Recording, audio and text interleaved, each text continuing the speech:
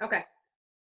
Hello and welcome to A New Day with Susan. I'm your host, Susan Yockey, and today I'm interviewing Diane Lang, a therapist, educator, and positive living expert. Diane has dedicated her career to helping people turn their lives around and is now on a mission to help them develop a sustainable positive attitude that can actually turn one into an optimist, literally. Through her 3 books, Creating Balance and Finding Happiness, Baby Steps, The Path from Motherhood to Career, and Mindfully Happy, Waking Up to Life, Diane has been speaking and empowering people nationwide. She is also an adjunct in psychology at Montclair State University, where her college works include mentoring students for personal issue advisement. And as an expert in her field of therapy, Lang has been featured in the Daily Record, Family Circle, Family Magazine, Working Mother Magazine, and Cookie Magazine, and seen on New Jersey 12 TV, Good Day CT, and is CT Connecticut? It is. It's Good Day. Yeah. Awesome. Okay. And Style Connecticut, the Veira Network, CBS TV, and Fox and Friends. She has also participated in a reality-based internet show, OurPrisoner.com, hosted Generation X-tinet. Welcome, Diane, and thank you so much for being on my show. Thank you so much for having me and telling everybody about what I do. Thank you. Yeah, well, I'm super excited because it's kind of rare, first off, that you're hearing more and more, I think, these days, that a life coach is also / therapist. Yes. So that's pretty exciting. Yeah, you're starting to see a lot of people who have their masters in counseling, like myself, or masters in social work, and they're also doing life coaching. And it's really important that people realize they are 2 different things. Yep. So if you go to somebody for counseling, you're going back into your past and your wounds or any trauma or any work that you need to go through from past, whether it's childhood, it could be, divorce, it could be relationship, whatever it is, you're going back and healing. With coaching, it's I'm here, how do I get to where I want to be? So you're moving forward. So it's like the easiest way to think about it. Counseling, I'm going back and healing. Coaching, I'm in a functioning good place, but I want to move forward and need a partnership to help me grow and get to where I want to be. And, I'm sure you tell people that all the time, being in the same field, but I always get a lot of people who ask me, how do I know if I want to go to therapy or I want to go to a coach? And it's important that we do know that anything that has to do with mental illness should always go to a counselor or a therapist or somebody in the mental health field, not a coach. Especially with everything that's going on. I'm just trying to make that so clear because there's been so many shootings at the schools, talk of mental illness and suicide with Kate Spade. And I just want to make people know the difference because there's it's really important to have both a coach and a counselor depending on what you need. Yeah, that's awesome. So how long have you been doing this field of work, and when did you incorporate life coaching? So I've been a therapist for about 20 years. But I probably started switching from counseling to coaching it's almost 5 years ago. I think, it's about 5 years, actually this summer, now that I think about it, that I really started switching more from counseling into coaching. Before that, I was working full-time as a therapist at a rehab center in New Jersey for traumatic brain injury with substance abuse. And I slowly have switched out of it. I have a few clients left that I do counseling, but the majority of my work now is coaching and speaking. Oh, I saw a little hand.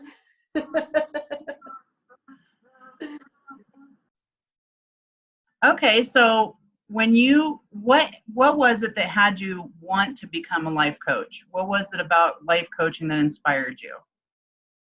I think I've been using coaching in my practice the whole time because when I got my master's degree, I graduated in the late 90s, actually in 1998. I went to a master's program that ended up being a humanistic program. Instead of more of a Freudian or very clinical, I went more to a humanistic program. And humanistic theory is really the foundation for positive psychology. And we actually went into a lot of that work in the program as well, studying happiness and resiliency and optimism. So I naturally was putting a lot of that work into my practice without really knowing it. It was kind of funny. We're all trained in CBT and using cognitive behavioral therapy. That's very big in counseling for LPCs. But I was using a lot of questions, and I was using a lot of coaching techniques and giving a lot of homework and using gratitude and what did I do well today, and using all these things that I just never really put as just coaching. So I think I've been mixing the practice for so long, and I was enjoying that more. I was really enjoying doing that side of it. And what also happens in our field is you get kind of burnt out. And I did get burned out for a while. And I started doing a lot of speaking, and I was teaching college, and that's why I'm an adjunct professor, because it's part-time. So you get a nice mix between therapy and clients, and then you get like the lighthearted teaching side. And I was really enjoying the speaking side more. So I started really, when I transitioned out of, working in healthcare and started my own business, I really kind of went to the speaking and the coaching aspect. And to not have to deal with insurance, well, that's a big plus as well. I'm sure all there not having to deal with insurance companies is so much better as well. So no kidding. Different world, definitely. I bet. Oh, that's so awesome. So what are some of the top issues that you seem to work with the most with your clients? I would say the biggest issues I deal with are transitions. And mostly women, mostly midlife. The majority of my clients are anywhere from their late 30s all the way through, I'd say, into mid 60s. And the biggest questions I get is, what do I want to do when I grow up? That's a big question. The chapter of life. Who am I? Where do I go? Who do I want to be? Or I get the other clients who just come to me and they're not depressed, but they feel blah. They feel like they've lost enthusiasm for life, or they feel stuck and lost. And those clients I get a lot of now, and I've noticed that's getting more and more, that people are just feeling stuck, that they've lost some meaning in their lives, or they're not taking daily risks and they're stuck in their comfort zones, or they just kind of lost their meaning because their meaning was their kids, an empty nest syndrome, or what they love to do in their 20s is no longer who they are anymore in their 40s or 50s, and they want to re-identify who they are. And I don't want to say it's a crisis like midlife crisis, but it's really a change. It's a shift. It's a transition of who I was, who do I want to be, and going through that gray area of the transition to get there. Yeah, I mean, I agree. There are a lot of women out there who are at that phase of their life. I know for me, I'm 44, and I have 4 older boys, and then my daughter who's 4. Oh my God. Yeah. And so having her just really shifted the way I was viewing life and where am I going to go from here, as a mom of a baby at that time. And so a huge transition. So I think that's really awesome. I'm excited to hear about 2 your books that you have. Let's talk about the one, Baby Steps, The Path from Motherhood to Career. Will you share a little bit about that? Sure. That was the first book. And that was for moms reentering the workforce, how to make that decision. Should I go back to work? What will it look like if I do go back to work? Do I want the same job? Do I want the same position with a different company? Do I want to switch everything and maybe go to part-time freelance? And how to make all of those decisions without guilt, because that's a big thing too. The mommy guilt, if I go back, will I be able to handle it? Will I feel guilty?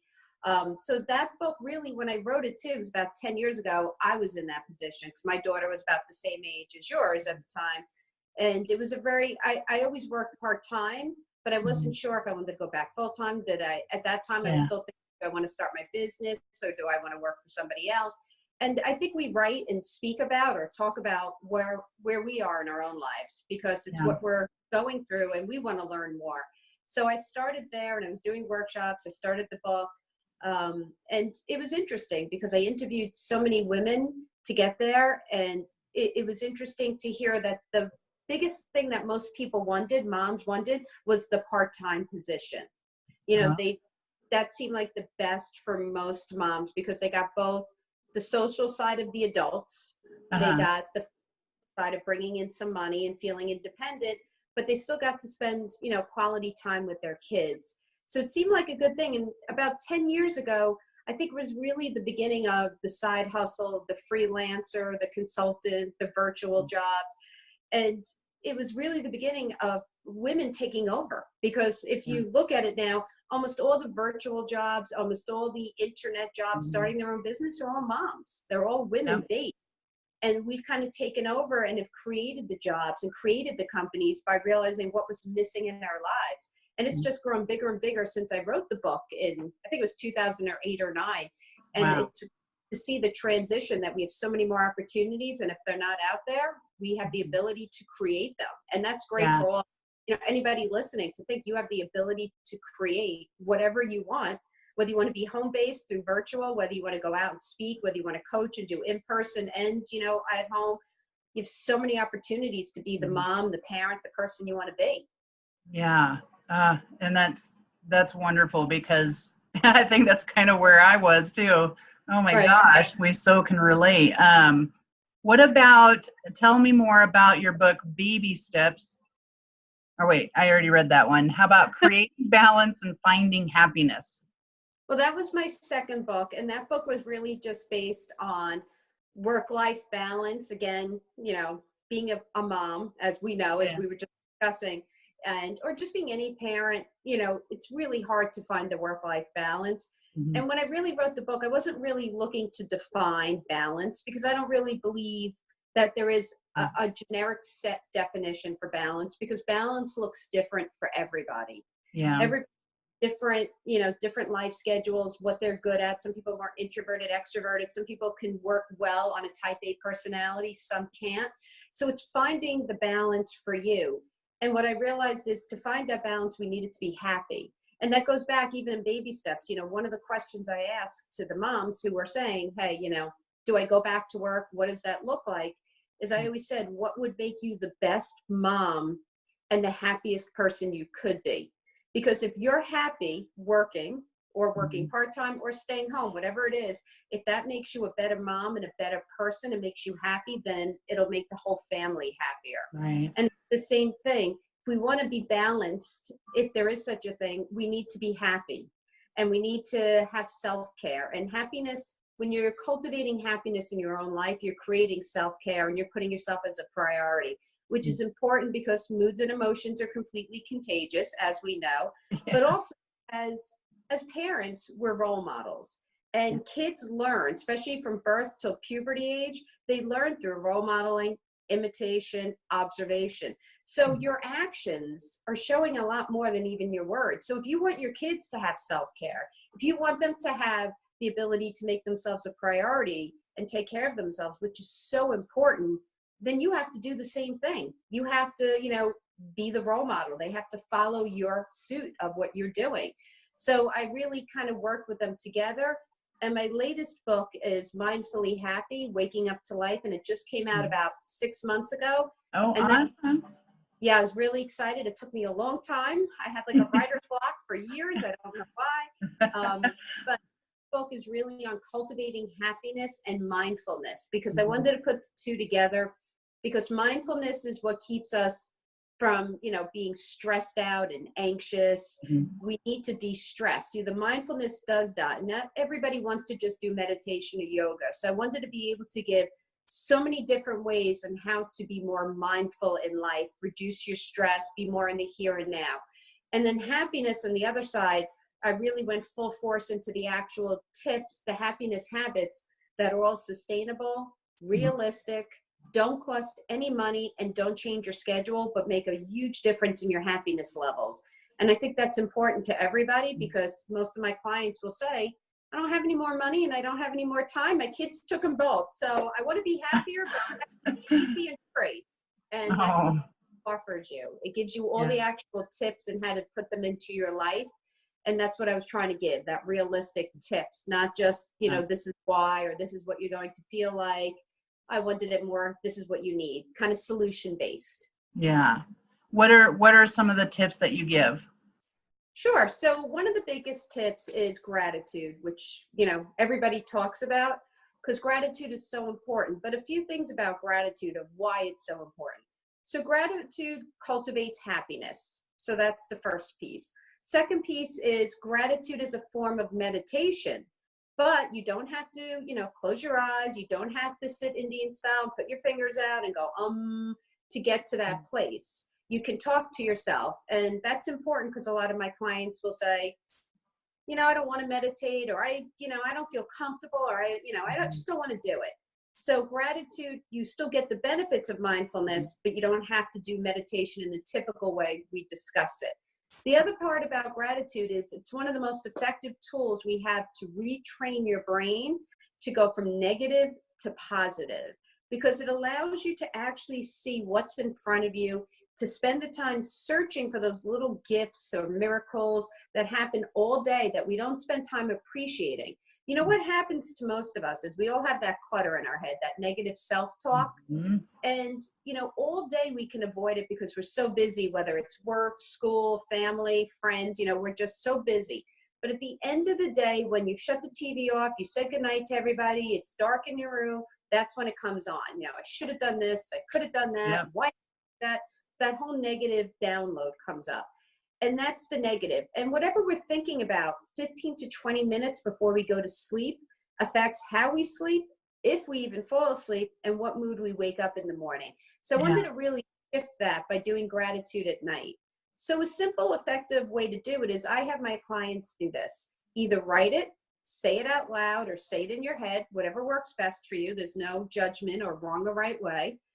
But whatever it is, right before bed, just say to yourself, what are 2 to 3 things that I am grateful for that happened today? I want my clients or anybody listening to look through their day and start noticing the little things that happen. Now, some days you might have one thing, some days you might have 10. It's okay, just get one.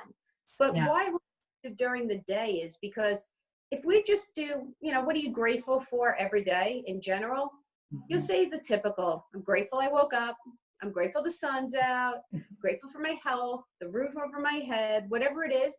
And after a few days of doing that, you go, has no value, it has no meaning. You get into a gratitude rut. But by searching throughout your day and just looking for the little things, like maybe you got a great parking spot. Maybe for some reason there was no traffic. Maybe it was just a great weather day after so much rain. Whatever it is that you have, when you start noticing those little things, you start shifting your perspective and what you're seeing in the world. And how you shift your perspective shifts your moods, your happiness. So by doing that, just by doing gratitude daily for about 3 months, will literally shift into an autopilot kind of habit, lifestyle habit, where you start just doing gratitude all the time. And you'll get the benefits of mindfulness, you'll get the benefits of cultivating happiness, but you also get the benefits of retraining your brain. And it's free and it doesn't cost you anything to do, and it doesn't change your schedule. It takes about 2 to 3 minutes. And if you don't want to do it at night, do it in the morning for the day before, do it when you're driving. It really doesn't matter. Just make sure you make that effort to do it every day, to really look for those little blessings and start really thinking about and appreciating the little things. Yeah, that's awesome. And you're right, because it does, I know, just thinking about when you were saying, it just kind of becomes redundant, and taking it just a step further and asking or looking to see what are some other things that we would overlook. I love that. Because that's one of the things that I do in my process is I journal, and part of my journaling is I write gratitudes, but a lot of them do seem pretty redundant. So I love that, to shift it a little bit more by just looking a little deeper. I love that. Awesome. So so when you're working with, especially moms like who are in that transition, their adult children have gone, and what if so actually I'll just say it. I have a friend she's a mom who stays at home and works at home full time, and she was working towards becoming a coach, and then somewhere in that process realized that she thought she might like speaking more. Okay. And her daughters actually weren't growing up completely One's a teen, and then one's almost moved out of the house going to college. However, what would you say to a mom who works very hard at what the outcome result that she wanted was to retire her husband and travel the world, like some really pretty awesome dreams, but she got caught up in the working part of it, and then just one day decided, you know what, if I have to work this hard, then I don't want it, and stopped. And what would you say to a mom do they really need to work that hard, or you know what I mean? I do. Just giving some basic things of what I got out of the story, and I could be wrong because I don't know her. She's not my client, friend. But when somebody says to me they're working too hard, my question always to them is this really what you want to do? Because like for me, when I was leaving my other job, I knew I wanted to quit my full-time counseling job probably 2 years before I did it. And why I did that is because I stayed there during the day, and then at night I started my speaking and my coaching business. So I ended up working double, plus my daughter was very young at the time. She was in elementary school. And it was a lot, but my day job felt like job, but doing the nights, even though it was so much work and I wasn't home as much and I already worked all day, it didn't feel so hard because I loved it. Yeah. I hit something that caused flow.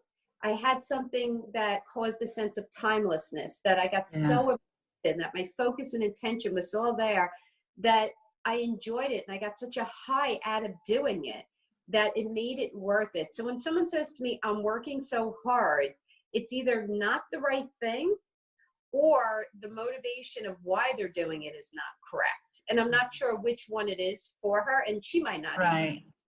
Yeah. And I'm sure there's lots of moms out there who are working from home that may come to a point where they find themselves working too hard or exhausted from it. And so I think it'd probably be great in general, in what you just shared. The other thing I thought of while you were saying that was,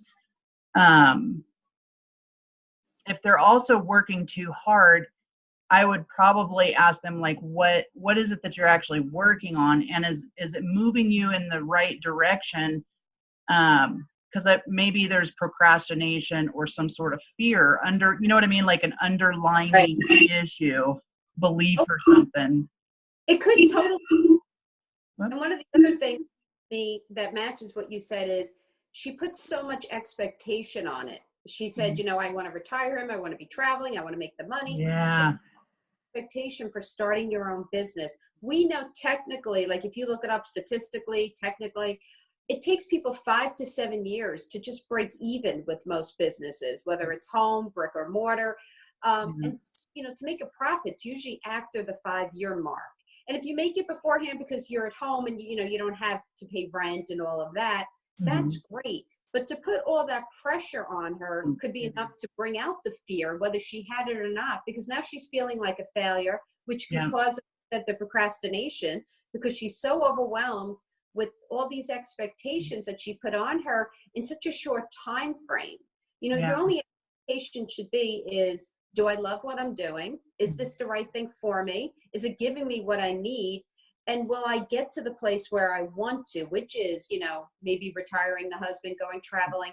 Will I eventually get there? But it's never, even somebody like Tony Robbins, if we're talking about coaching or speaking, it still took him 10 years. We look at him now, huge, like, or Brendan Picard or any of them. But when you go back, even Gabby Bernstein was talking about it, it's still a 6 to 10 year journey before they made it to the life your friend wants. So, and it doesn't mean she won't get there. It means stay a little bit more in reality, work on, am I getting emotionally what I need out of this as well as financially? Because that's just as important. Am I getting joy out of this? Am I getting this flow feeling? Is it fulfilling my meaning and purpose and passion in my life? And if it is, then you will get to a good financial standing. I can't promise that it'll be a millionaire on vacation all year, but you'll get to a really good spot where you'll feel good financially and emotionally. And they're both, that's the balance. They're both important. Yeah. Yeah. I agree. The balance part, like for me, I just started learning how to do the self-care part. I mean, heck, it was only like, I want to say almost 4 years ago that I realized I have needs because I was so caught up in helping Your everybody kids. else and doing everybody else's thing. I didn't even know, but what showed up for me was all this, I would get defensive, and it was probably just because I was tired or needed to eat or something, and I was Yep. taking it out on people. And it took somebody else to point out. And she asked me, well, what do you need? And I'm like, what do you mean? What do I need? I mean, I count. Yeah. It's funny. All women do that. They'll be like, you mean I count? Like I should put myself as a Really? priority. Yeah, Like a exactly. concept. Yeah, and it's just amazing. I love what you're saying because you put it in a way that it's just easy to get and um, offer people insight into the importance, especially women, the importance of when you are taking care of yourself, the benefit to your family is so much bigger, so much Yes. bigger. And that's what I've been noticing in my own life too. So thank you for sharing that. So you have a gift that you're offering our listeners Yep. today. Would you like to talk about that? Sure. If you go to my website, which is just my initials, dlcounseling.com, if you sign up and just send me a link to your email, I will send you my free ebook, 4 Ways to Cultivate Happiness. And it's about a 25-page book. It has 4 full tips that will cultivate happiness and how to actually do them and incorporate them into your life. So I would love to give that out to anybody who just goes on my website. They just fill out, it's right on the homepage. Just put in your name and your email, and I will get it and send it right to you. Awesome. So 4 steps to cultivating happiness. It's an ebook, and I will include the link to the website so that you can go grab that. Can people connect with you if they have any questions or want to learn more about what it is that you do? Do you want them to just go to your website or where else? Sure, they can go to my website, and on there will be my email.